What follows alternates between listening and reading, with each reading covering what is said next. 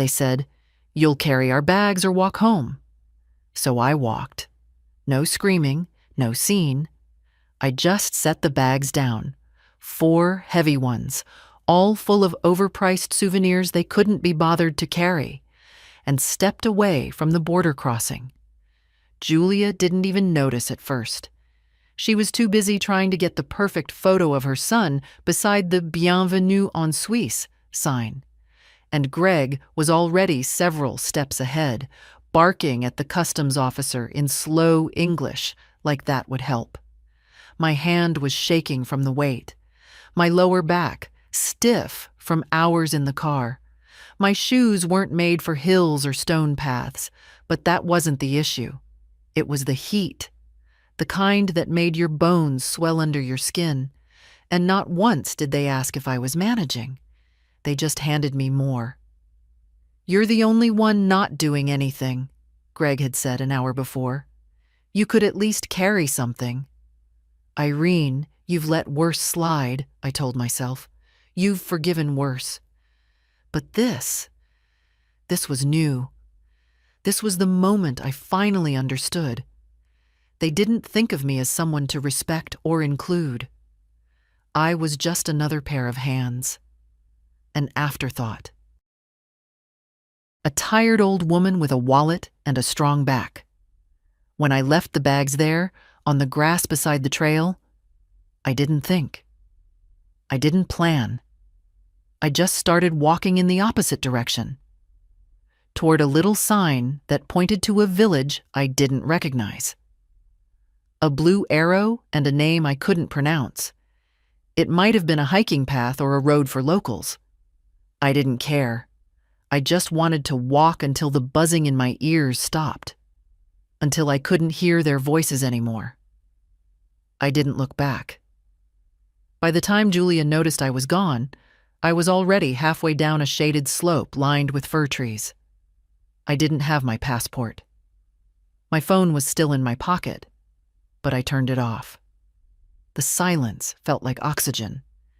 The path led to a quiet road where a small bus with faded lettering was idling. I asked the driver, in broken French, if it went to the nearest town. He nodded.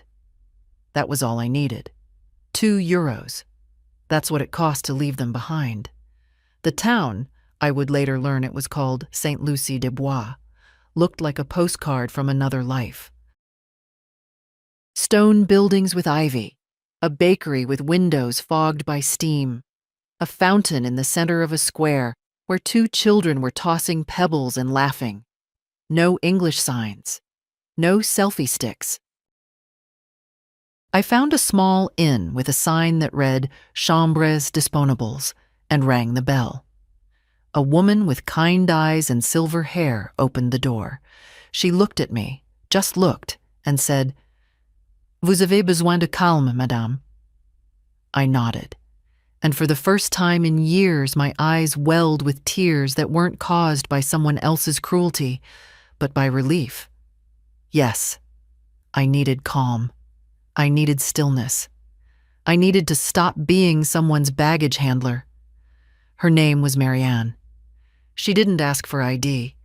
I told her I had no reservation. "Pas grave," she said. "Not important." She gave me a room on the 2nd floor with a view of the hills, clean sheets, no television, a little kettle.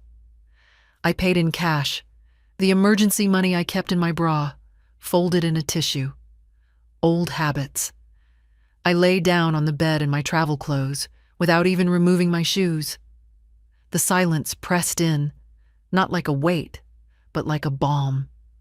I could hear nothing but birds and the slow, steady breath of the wind. My limbs ached, but it didn't matter. I don't know how long I slept. When I woke, the light had shifted. I sat up slowly, unsure for a moment where I was. Then I remembered. I had walked away. I had finally walked away. I rinsed my face in the little sink and looked at myself in the mirror above it. My reflection startled me. Not because I looked old. I'd looked old for a while. No. Because I looked calm, like someone who had done something brave and survived it. There were 5 missed calls on my phone, all from Julia. No messages. She wouldn't leave one, not unless she was sure she could control the narrative. She probably thought I was lost, or confused, or fainted somewhere on a trail. Let her wonder. Let them all wonder. I turned the phone off again and set it face down on the nightstand. Tomorrow, I would find a train station. I would buy a ticket.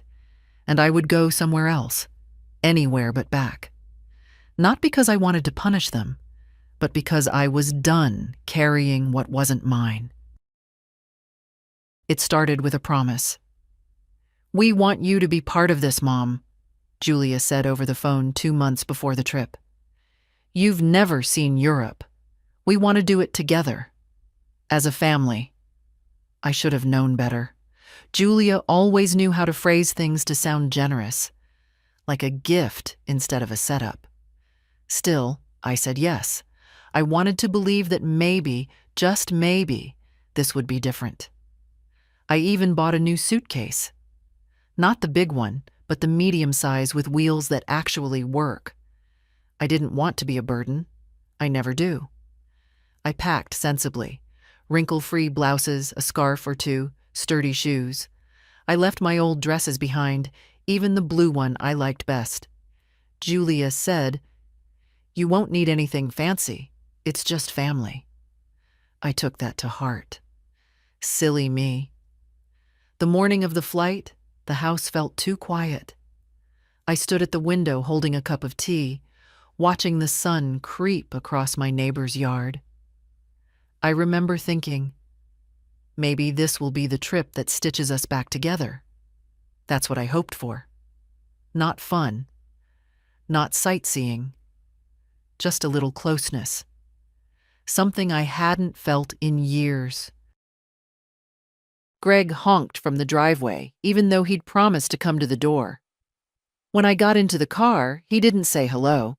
He was on the phone, laughing too loudly, probably with one of his golf buddies.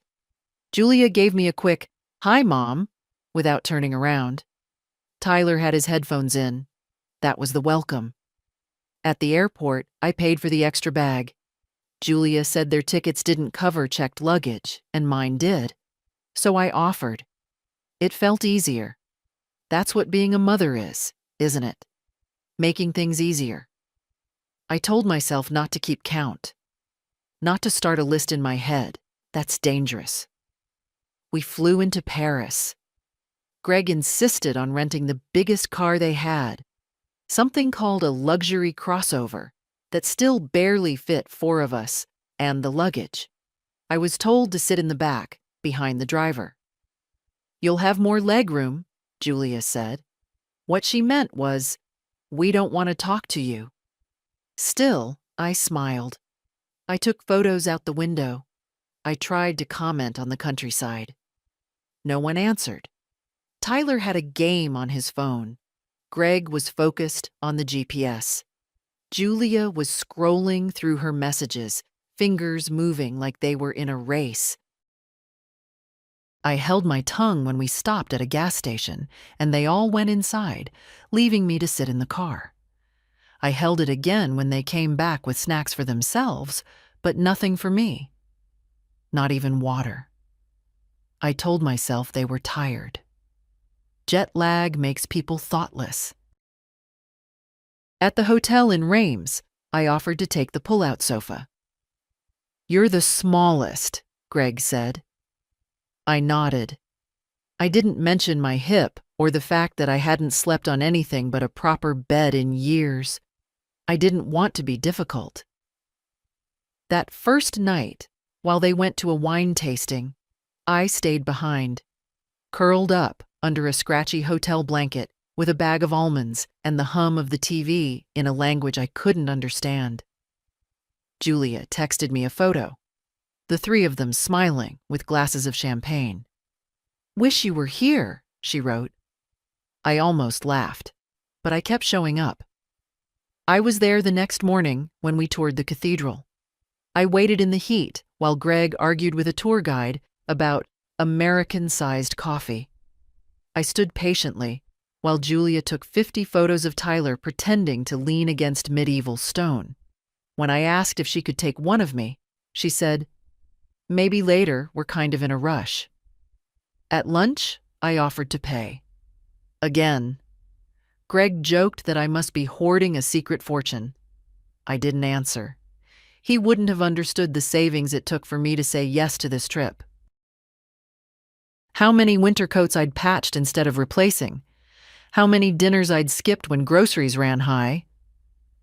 That night, in the room, I overheard Julia whispering to Greg in the bathroom. I wasn't meant to hear it.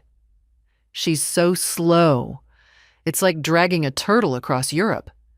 Greg laughed. They didn't know the walls were thin. I didn't cry. Not then. But something in me shrank. Still, I told myself it was early, that maybe they were tired, that things would improve.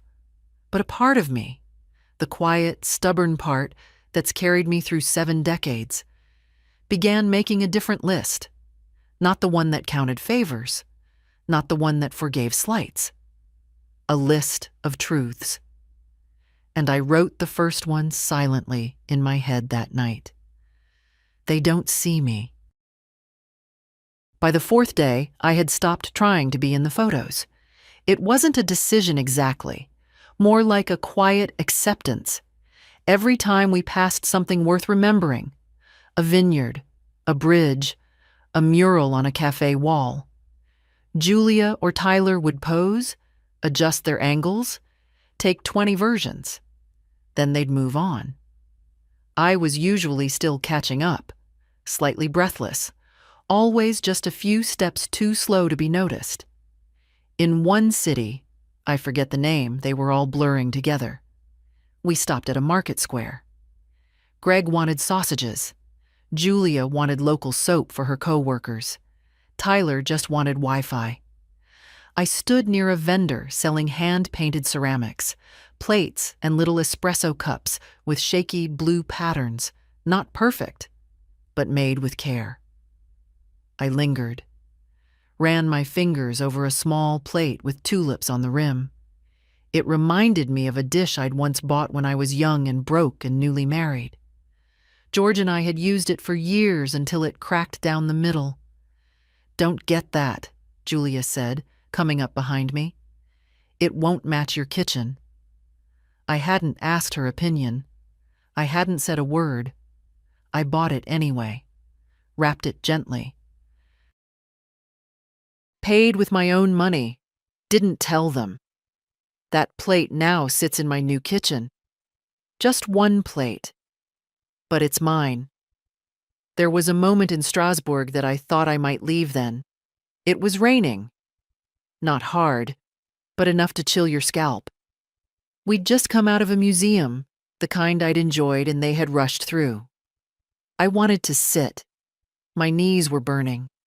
There was a bench near a pastry shop, and I asked if we could pause for a moment. Greg rolled his eyes. "We just sat for lunch." Tyler said nothing, just pulled his hoodie tighter. Julia gave me a look that could cut glass. "If you're tired, maybe you should go back to the hotel. We'll explore a bit longer." They were already walking away before I could answer. I sat on that bench and watched them vanish into the crowd like people I used to know. The pastry shop had a small table outside, under an awning.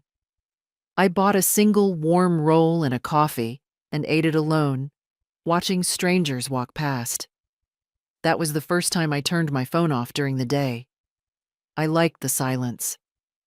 At the hotel that night, Greg complained that I hadn't brought the power adapter back up to the room. "You were the last to use it," he said. I wasn't. I knew I wasn't, but I said nothing. Later, I found it in his bag. Did I tell him? No. Some things are louder in silence.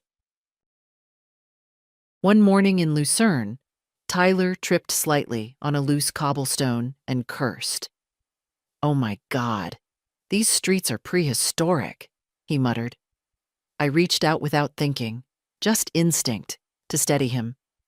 He shrugged me off like I was a stranger, a beggar on the corner. "Don't," he said, not cruelly, just flat, like it was embarrassing to be touched by me. He's 17. Maybe it's normal, but something inside me knotted tight. Later, at dinner, he posted a photo of his meal with the caption, "Best trip ever, just us three." Just us three. I saw it because he forgot I still followed him. That night, I sat in the hotel bathroom with the shower running, not because I needed it, but because I didn't want them to hear me breathing hard. Not crying, not quite. Just trying to stay quiet. To not become a spectacle. I remembered something my own mother said to me when I was young and angry and thought she was too slow, too out of touch, too inconvenient. "You'll miss me when I'm not in the room anymore." At the time, I rolled my eyes. Now, I understood.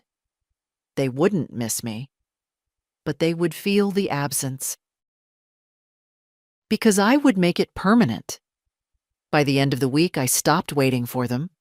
I ate when I was hungry, rested when I needed to. I stopped asking what the day's plans were, and when they asked why I didn't seem enthusiastic, I just smiled. "I'm just along for the ride," I said. Let them believe it.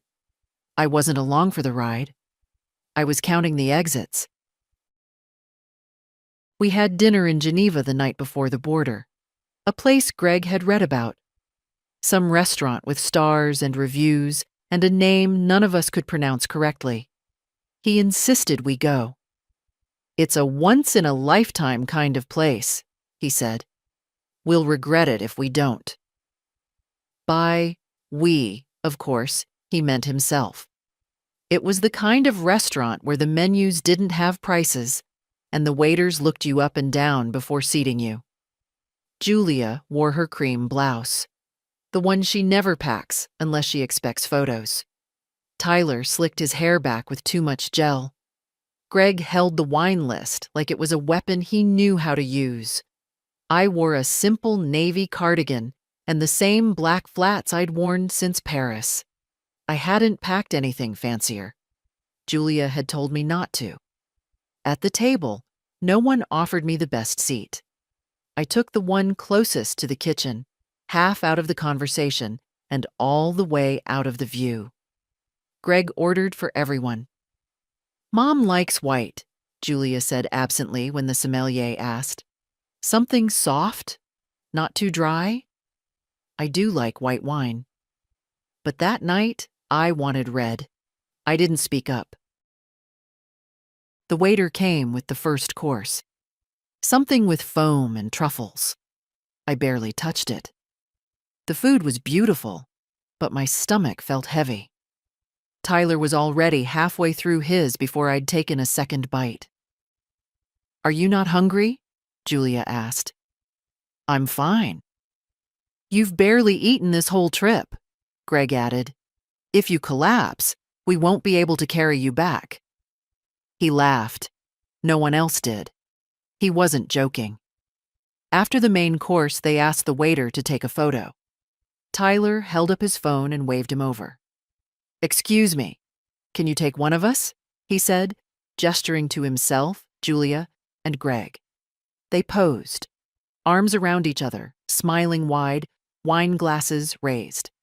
I was still sitting at the table, napkin folded in my lap, hands resting quietly. No one said, "Wait, get one of all four." No one even glanced at me. The waiter hesitated, looking unsure, but took the photo as requested. I smiled to myself. Something sharp settled into my chest. When the check came, Greg made a show of patting his pockets. "Damn," he said. "I left my wallet back at the hotel." Tyler looked up, confused. "Didn't you—" Julia cut in quickly. "Mom, could you cover this? We'll Venmo you when we get back." There it was. The familiar line, the slow reach into my purse, the silent agreement that I would take care of it. I always did. I looked at the bill. 321 francs. I handed over my card. They didn't even thank me. After dinner, they walked ahead, laughing about something Tyler had said. I followed a few steps behind. We passed a bookstore with postcards in the window. I stopped for just a moment. None of them noticed. I bought one, a card with a simple watercolor of a mountain. On the back, when I returned to the hotel, I wrote, "You won't remember this night, but I will." I didn't sign it, didn't mail it, just tucked it into my bag between the pages of my travel journal, a journal no one asked to see. Later, in the room, Julia looked up from her phone. "Don't forget to pack light for tomorrow," she said. "We're crossing the border, lots of walking." I nodded. "Maybe don't bring your shoulder bag," Greg added. "It slows you down." I nodded again. I was always nodding. But inside, I was already planning. I looked at my reflection in the bathroom mirror that night and whispered out loud, as if it would help it sink in. This is the last time I'll pay for my own humiliation. I turned out the light and closed the door behind me. They didn't say goodnight, and I didn't say goodbye. The next morning, we left Geneva just after 9. The air was already heavy with heat, the kind that clings to your neck before the day even starts. Tyler complained before we were out of the city. "Why can't we take the train? This car's too cramped." Greg snapped that renting the car was cheaper, more flexible. Julia reminded them both that we were almost at the border and to, please, for God's sake, stop bickering. I stayed silent in the back seat. I had become background noise by then, a cough in the corner of a room. Present, but only barely. I watched the scenery change from storefronts to farmland to forest. The signs began to alternate between French and German. It all felt very symbolic. We were passing from one country to another, and I was still a tourist in my own family. At the last rest stop before the border, Julia insisted we all get out and stretch. The parking lot was gravel. I stepped out carefully, knees tight from the ride. "Grab my water bottle, Mom?" she called, already walking ahead. Greg added, "And Tyler's bag." He's on his phone again. They were halfway to the bathrooms before I'd even shut the car door. I looked at the mess in the trunk. Bags, snacks, half-zipped suitcases, a broken umbrella. I could have said no. I could have let them handle their own things. But I didn't. I hoisted the tote bag over one shoulder, the backpack on the other. One of them, I still don't know whose, had a souvenir snow globe that jabbed me in the ribs. I shuffled toward the bathroom area, past rows of other travelers. Some with small children, some helping elderly parents. I watched a young man link arms with his grandmother as they walked. He smiled down at her. She beamed. No one ever beamed at me. When we got back in the car, Greg complained again. "It's like we've got 10 bags for 3 people." 4, I corrected softly. He didn't hear me, or he pretended not to. The border crossing was small, more of a checkpoint than a real gate. Switzerland doesn't fuss much, but there were still customs agents standing under a canopy, waving cars through at a crawl. Julia insisted we pull over and walk for a bit, while Greg handled the papers. "It'll be a cute photo op," she said. "We're officially entering Switzerland." Tyler groaned, but followed her out of the car. I followed too, carrying 2 of the bags they didn't want to leave unattended. They walked ahead, laughing, pointing at the signs. I struggled to keep pace, sweat clinging to the back of my shirt. My sandals caught on the uneven path. I could feel my right heel blistering. No one looked back. That's when I heard it. Greg's voice, half laughing, tossing the words over his shoulder, like a joke that didn't need to land. If she can't keep up, she can carry our bags or walk home. Julia didn't respond, but she didn't defend me either. Tyler chuckled. I stopped walking. Not out of drama, not out of spite. Just enough. I looked down at the bags in my hands. One was Julia's with her initials stitched into the side. The other was Tyler's, heavy with tech gear and chargers and God knows what else. I didn't say a word. I stepped to the side of the trail, set them down gently, adjusted the straps so they wouldn't fall, smoothed the handles. I stood there for a moment, watching them fade into the path ahead. They didn't turn around, not once. I turned the other way. There was a sign, blue and simple, with an arrow pointing down a narrow road. Saint Lucie des Bois, 3 kilometers. That was all I needed. I walked. My feet hurt. My arms ached. My heart thudded with something between shame and release. But I didn't stop. Not until the bags were so far behind me that they felt like part of another life. I didn't leave a note. I didn't owe them that. Let them figure it out. Let them feel, just once, what it's like to be forgotten on the side of the road. I walked until the bags, the voices, the sound of Greg's joke, "She can carry the bags or walk home," all dissolved into the air behind me. The road bent slightly downhill. My calves burned. The sun was now fully overhead, sharp and unsympathetic. There was no shade, no bench, no one to say, "Are you all right?" And for once, I didn't want that. I wasn't all right. But I wasn't broken, either. Somewhere in my bones, I knew. This wasn't the moment I cracked. It was the moment I stopped pretending it didn't hurt. I had no plan.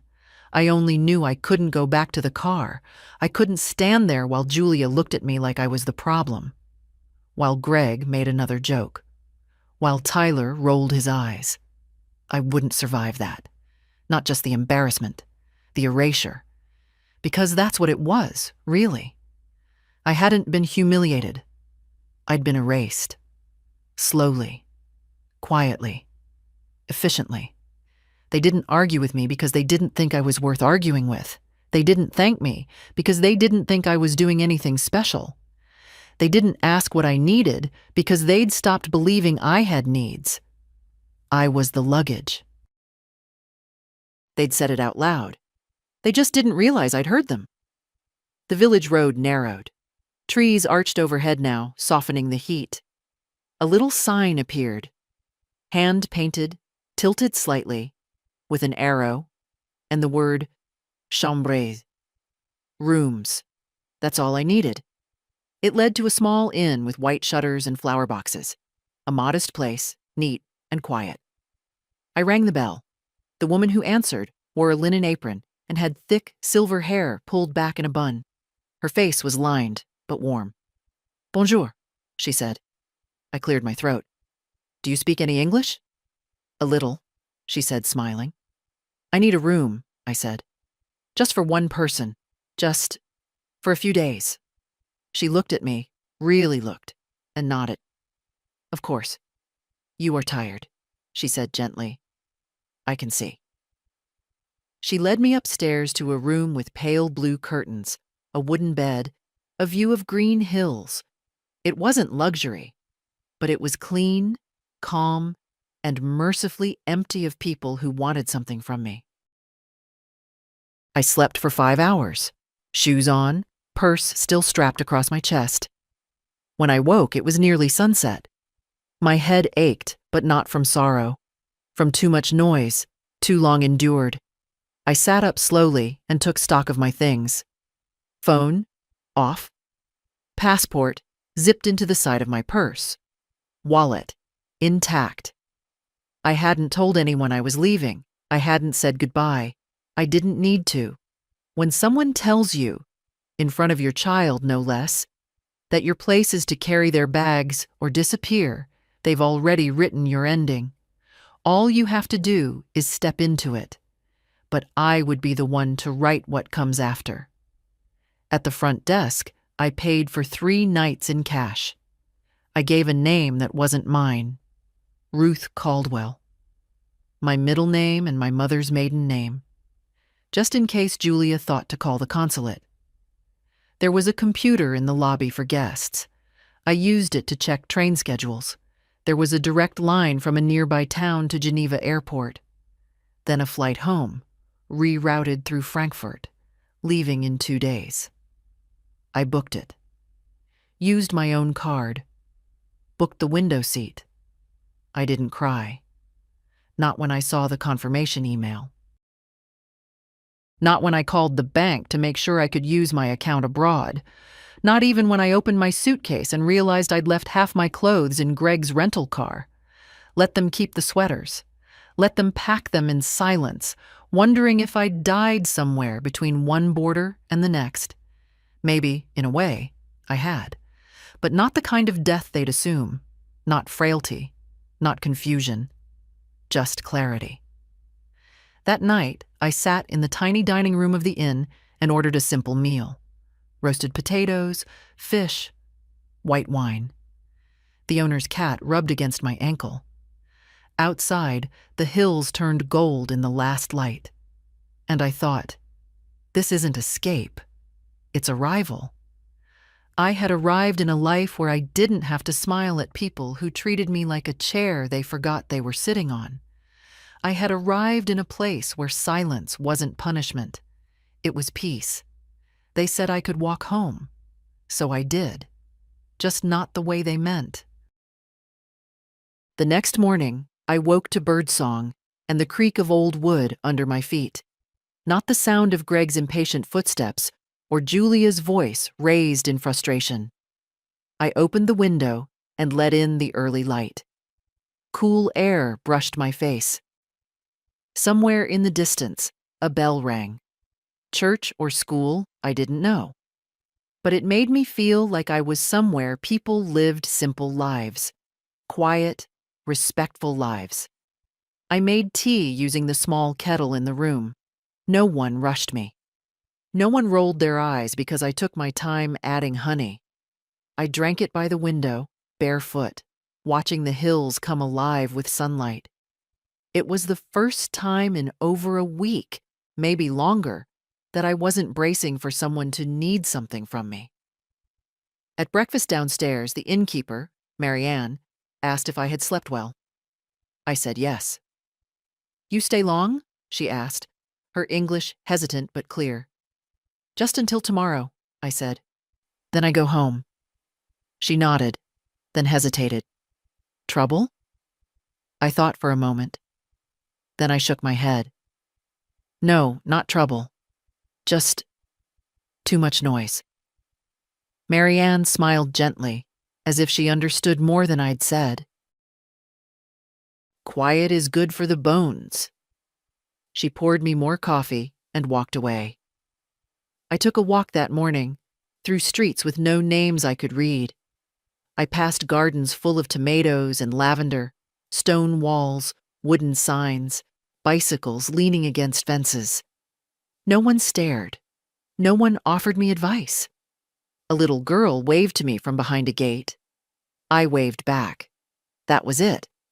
It felt like healing, not the kind where someone comforts you, the kind where no one disturbs you, where your soul gets to uncoil like a rope left in the sun too long. At noon, I sat in the shaded courtyard with my notebook. I hadn't written in years, but I found myself scribbling anyway. Small things. What I saw, what I heard, what I refused to carry anymore. Then I turned my phone on. 17 missed calls, most from Julia, a few from Greg, one from a U.S. consulate number, no voicemails. Just call after call. Like a series of knocks they didn't think they had to explain. There was one text from Tyler. "Grandma, where are you? Mom's freaking out." I stared at it for a while. Then I deleted it. I called my bank. A woman named Rebecca answered. Kind voice. Southern lilt. I told her I wanted to check recent transactions and ensure there were no holds on international purchases. She asked me to confirm security questions. I did. Then, before I hung up, I paused. "One more thing," I said. "How do I change the secondary access on my accounts?" "You mean revoke someone's access?" "Yes." "Of course, ma'am. That can be done immediately. Would you like me to remove Julia Mitchell?" "Yes," I said. My voice didn't shake. My hands didn't tremble. It was like trimming a dead branch off a tree. Necessary. Done. I also called the airline. I paid a change fee and upgraded my seat. Window, bulkhead, early boarding. They offered me a meal selection. I chose chicken, no wine. I would get enough silence in the sky. I didn't need to be sleepy. That afternoon, I asked Marianne if there was a place nearby to print something. She pointed me to a bakery 2 blocks away that had a public printer in the back. I thanked her and walked slowly down the road, stopping to smell the wild roses tangled along a fence. At the bakery, I typed up a letter. Short, direct, not a confession, not an apology, just a line of truth, printed on white paper and folded twice. I left it in my purse. I wouldn't send it to them. It wasn't for them. It was for me. Proof that I had finally said it, even if only on paper. Later, I watched the sun go down from the back garden of the inn. The breeze smelled of mint and chimney smoke. A blackbird landed on the railing, stared at me, then flew off. And I thought, I've got one more night to be no one to anyone. One more night to be just a woman in a room with a window and a bed. Tomorrow I go home. But not to the same house, not to the same life. They wanted me to walk home. I did. And on the way, I found myself. The next morning, I woke up before the sun. Not because of an alarm. I hadn't set one. My body simply stirred, as if it knew the day held something important.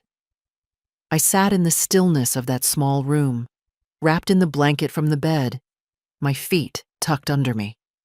The hills outside were still blue with shadow. No birds yet. No footsteps. Just the sound of my breath and the distant hum of something waking.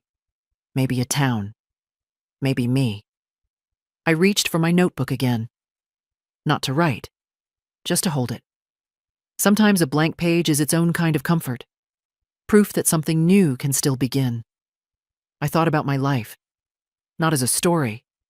Not as something to explain or make sense of. Just the shape of it. I thought about George. He was a good man. Not perfect, but good in the way that counts. Solid. Kind. He used to say I was the strong one. I never believed him. I thought strong meant loud, certain, decisive. Now I think maybe strong just means staying. Staying when it's easier to run. Staying in a marriage when money's tight and patience is tighter. Staying by your child's side through every bad haircut, every slammed door, every betrayal you swallow for the sake of peace. But staying isn't the same as shrinking. And somewhere along the way, I forgot the difference. Julia wasn't always this way. When she was little, she used to bring me daisies from the neighbor's yard and tell me I was the most beautiful mom in the world. She used to cry when I left for work, even if it was only for a few hours. She used to climb into bed with me after nightmares and wrap her little arms around my neck like she never wanted to let go. I don't know when that changed. Maybe when I couldn't afford the brand name clothes. Maybe when I said no to paying for her second wedding.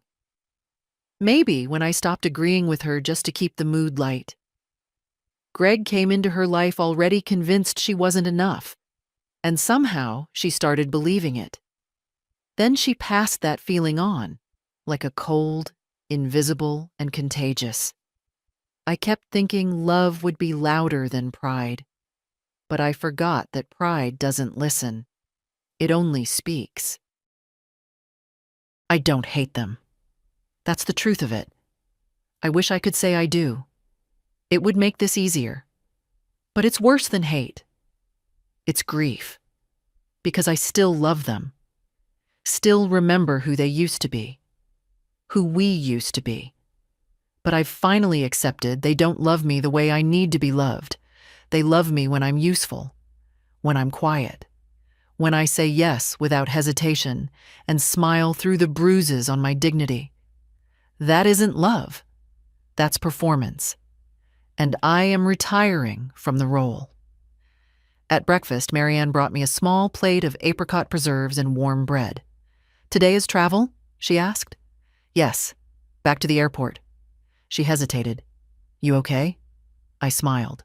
Not too brightly, just enough. "Yes," I said.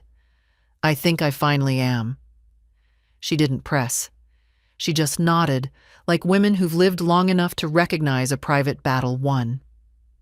After breakfast, I packed. It didn't take long. I had only half the things I'd brought, and none of the weight. I left behind a small scarf on the chair, folded neatly, a parting gift for the room that had given me peace. At the front desk, I paid again, even though the room was already covered. "Keep it," I said, "for something beautiful." Marianne didn't argue.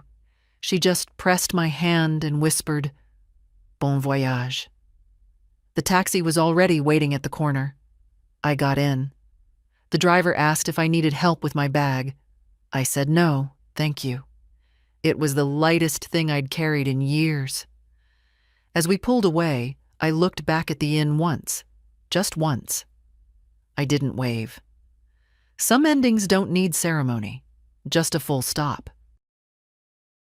Back at the border, they didn't notice I was gone until the customs officer waved them forward and asked for all passengers to be present.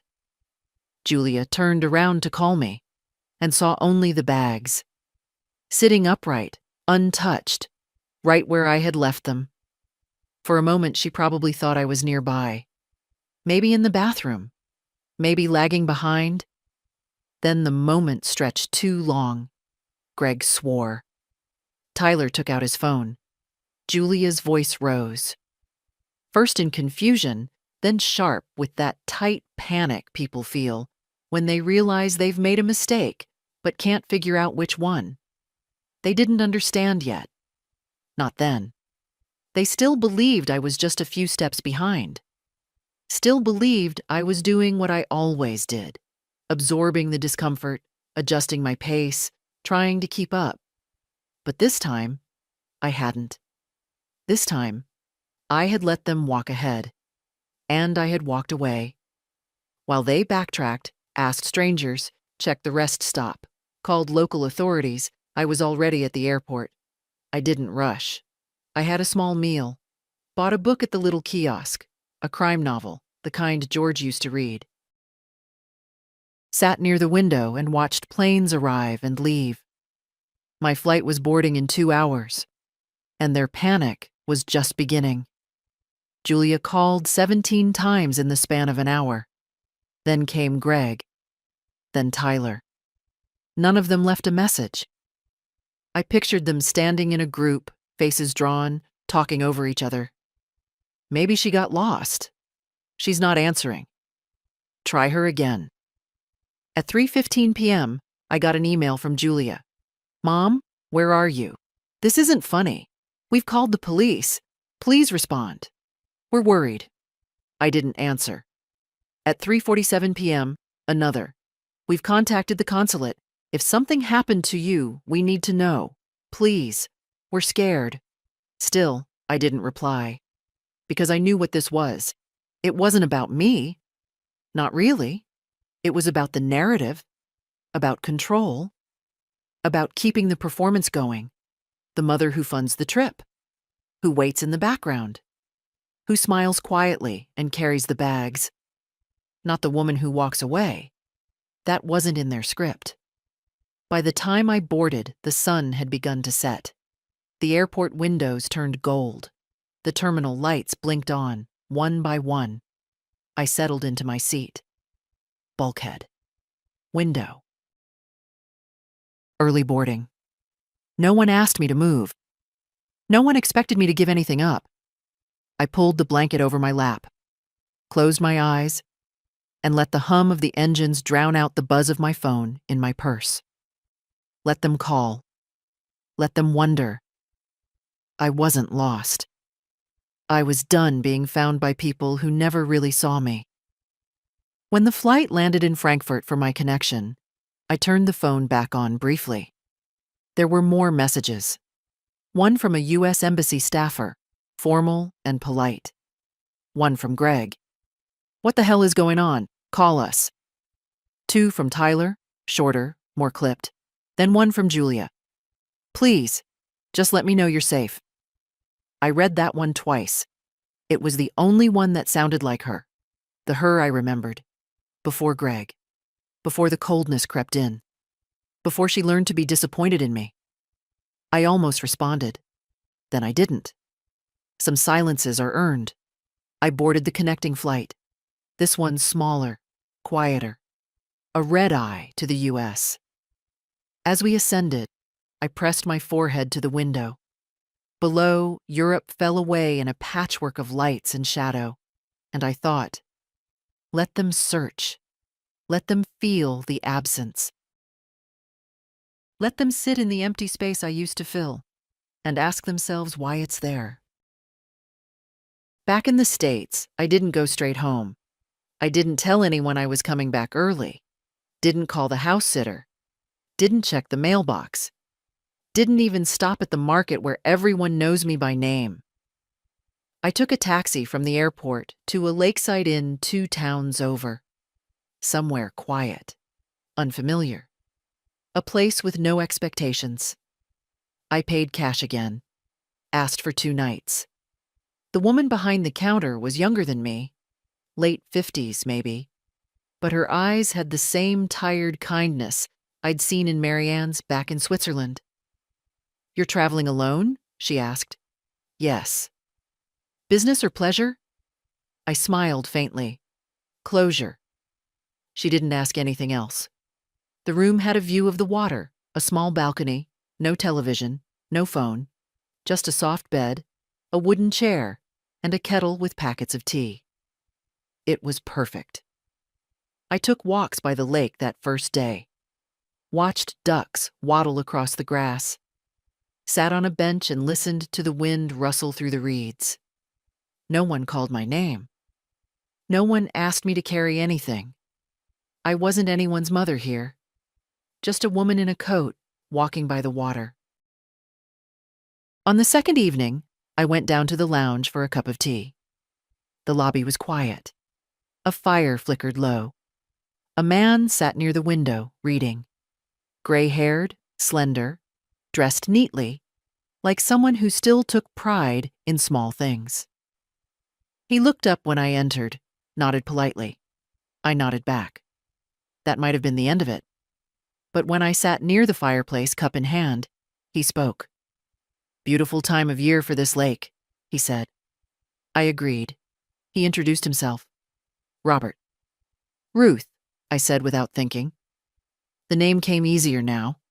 I wasn't hiding. I just wasn't ready to be Irene again. He didn't press. Didn't ask what I did or where I was from. We talked about books, about the lake, about how some kinds of silence are sacred. "I come here every year," he said. "Wife passed 5 years ago. This was our place." "I'm sorry," I said gently. He looked out the window. She always said it's easier to breathe by water. She was right. We didn't talk long. But when he stood to leave, he said, "Good night, Ruth. I hope you rest well." And I did. Better than I had in years. The next morning, I checked out. Backpack on my shoulder. Passport zipped tight in the front pocket. I left a note for Robert at the desk. Not a letter, just a line, scribbled on a hotel notepad. "You were right. The silence here is good for the bones. Thank you. R." I didn't leave a number. Didn't ask for anything in return. I didn't need to. Some kindnesses exist only in the moment they're given, like light through a window at just the right hour. I took a taxi home. The driver tried to make small talk. I let him. We passed the familiar streets, my grocery store, the library, the diner with the terrible coffee but good pie. Everything looked the same, but I wasn't. As we turned onto my street, I felt the old ache rise, the one that came every time I saw the porch, the garden I used to tend, the front door where no one had knocked in weeks. But I didn't let it win, because I wasn't going to stay. Not in that house. Not in that life. They'd asked me to walk home. I had. And now I was going to leave it behind. For good. The house was just as I'd left it. Front porch clean, mail neatly stacked. The potted fern I'd forgotten to water still green somehow. The house sitter must have done her job. I'd hired her for 2 weeks, and I was back in 8 days. I walked through the front door with my own key. Quiet. No one there to greet me, no notes on the counter, just the echo of my own steps on tile. I dropped my backpack by the chair in the hallway, took one deep breath. Then I started. I didn't sit down, didn't unpack. I went straight to the drawer in the sideboard where I kept the documents, the ones I'd always been too tired, too polite, or too hopeful to change. I took them all out. The will, the power of attorney, the deed to the house with Julia's name co-signed from 3 years ago, when she convinced me it was just easier this way. It hadn't been easier. It had made me smaller. Every piece of paper chipped away at my independence. I called my lawyer. He answered with a familiar warmth. We'd known each other since George passed. "Mrs. Mitchell," he said, "is everything all right?"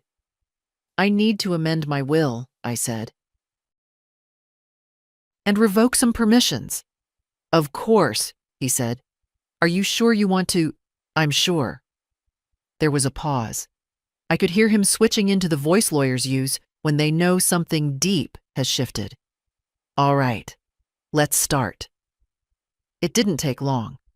The will, rewritten to divide my estate among 3 nieces I hadn't seen in years, but who still sent Christmas cards, still called on my birthday, still treated me like a person. The house, I would sell my half. Julia could buy me out if she wanted. If not, the sale would be forced. I'd already found a realtor, the account, sole control.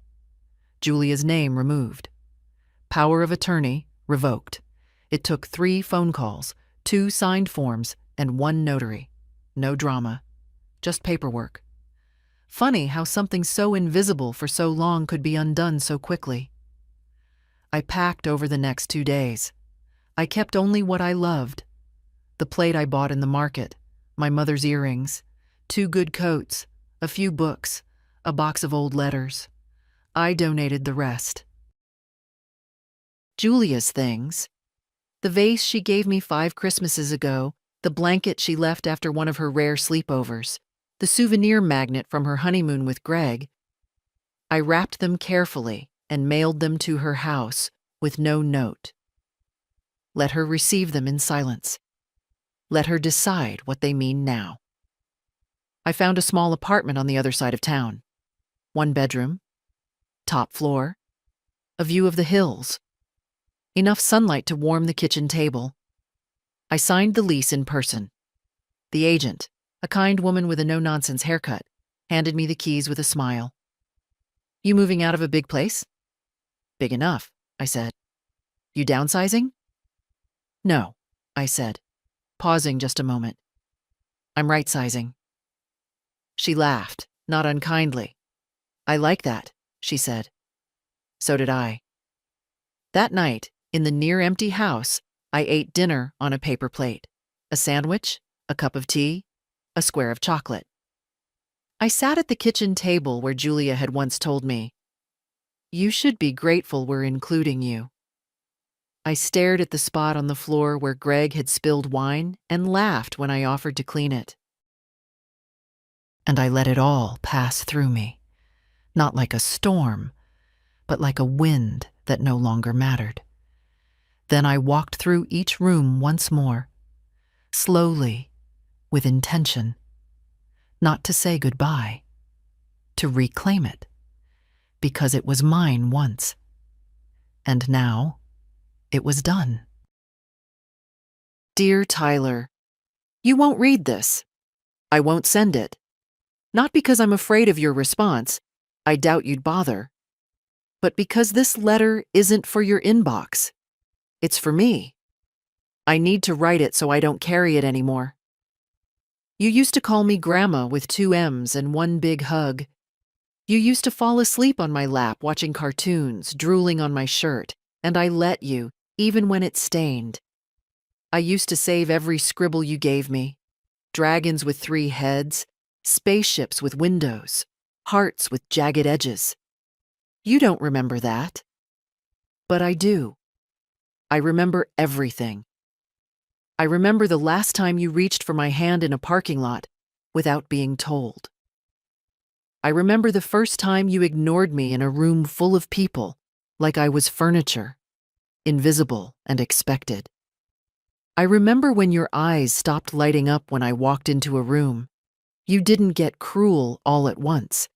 It came slowly, quietly, the way winter seeps in through old windows. I barely noticed at first, but it was there. In the way you sighed when I asked for help unlocking my phone. In the way you mocked my ringtone under your breath. In the way you never once, not once, offered to carry a bag that wasn't yours. You're 17. That's old enough to know better. It's not about forgetting to say thank you. It's about not seeing a person as someone who deserves one. That day at the border, you laughed. You laughed when Greg said I could carry the bags or walk home. I don't think you understood what you were laughing at. I don't think you realized what it meant to join in. Because when you laughed, you didn't just echo someone else's cruelty. You confirmed it. You turned it into fact. You made it real. Here's what I want you to know, Tyler. I am not fragile because I am old. I am not your servant because I am quiet. And I am not your audience just because you have Wi-Fi and sharper elbows. I had a life before your mother was born. Before you were even a thought. I had dreams and disappointments, laughter and grief. I have scars you'll never see and stories you'll never ask to hear. I walked away not because I was weak, but because you all assumed I never would. Your mother thinks she lost me. She didn't. She gave me away in pieces over years. One request, one joke, one dismissal at a time. And I finally stopped receiving myself back. I don't hate you. You're still a boy. A boy raised in a house where men get loud and women get tired. A boy who doesn't know yet that silence from the people who love you isn't always safety. Sometimes it's surrender. And sometimes it's the warning before a door shuts for good. Maybe someday you'll grow up and remember that trip. Not the monuments. Not the food. But the empty space where I was supposed to be when you turned around. Maybe you'll wonder where I went. Maybe you won't. But I'll tell you anyway. Because this letter is mine to finish. I went somewhere people saw me. Not because I needed applause, not because I demanded love, but because I finally remembered that love, real love, never makes you beg for a seat at the table. It makes room. You didn't make room for me, Tyler, but I've made room for myself, and it is quiet here, and it is good.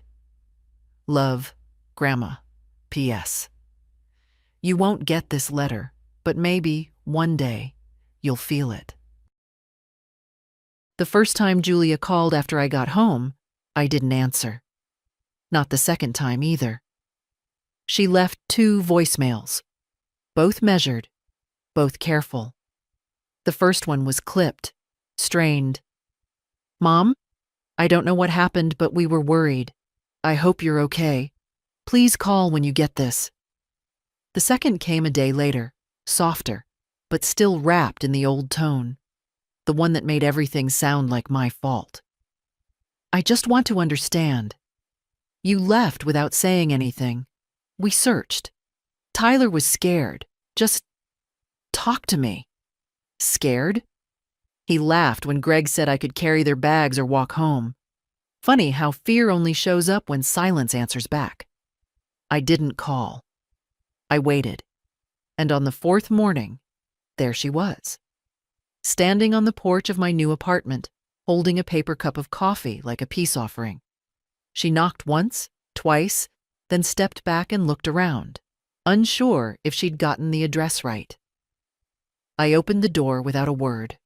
Her eyes widened just slightly. She looked thinner, tired. "Mom," she said. I stepped aside. She came in. No hug, no greetings, just a breath held too long. She sat at the small table near the window, the one I'd already claimed as mine. Journal, teacup, small vase of wildflowers. She looked around like she was in someone else's house. "You moved," she said. "I did. Why didn't you tell me?" I paused. "You didn't ask." That stung. I saw it land.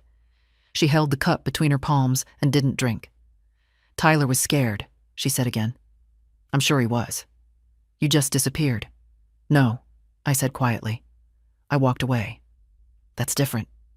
Julia looked down. Her hair, always perfect, was now pulled into a loose bun, a few gray strands peeking through.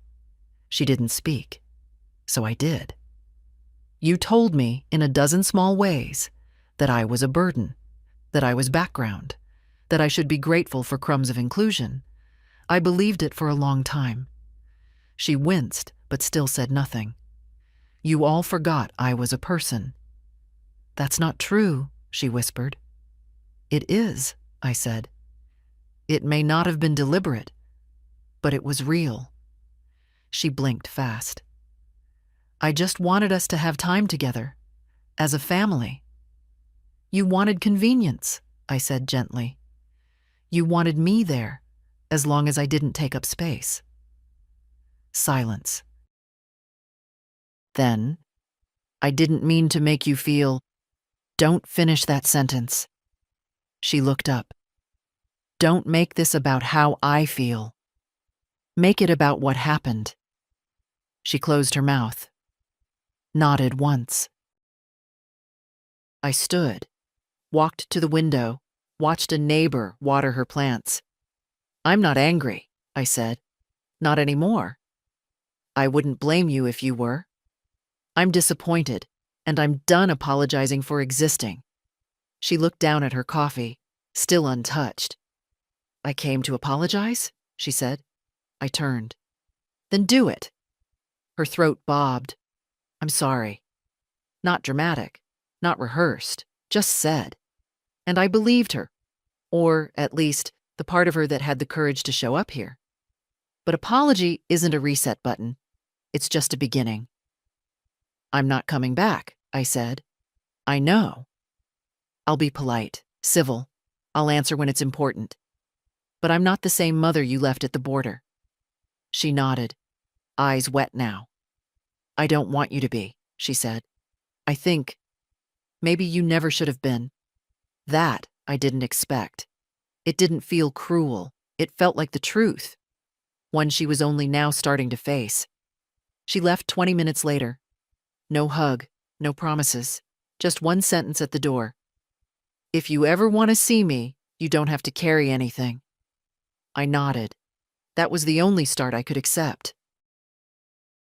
After she left, I stood alone in the quiet of my small apartment. Not victorious, not vengeful, just free. And in that stillness, I whispered aloud, more to myself than anyone. Finally. The days grew quieter and fuller. Not with plans or obligations. Not with people knocking or phones ringing or errands piled high. Just with moments that were mine. I started walking every morning, early, before the sun climbed too high. The streets in my new neighborhood were lined with old maples, and the sidewalks cracked just enough to keep you careful. I liked that. It reminded me that I still had to watch my step, but I was moving.